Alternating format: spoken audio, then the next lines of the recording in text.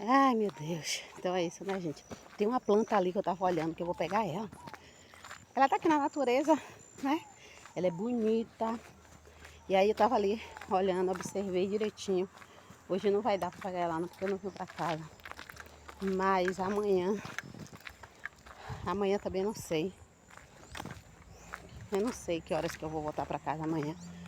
Mas a hora que eu vier, se não for à noite, claro, eu vou pegar. Bonita, gente. Ai, meu Deus, é trovoada. Ui, acabou a mulher, viu, gente? Tchau.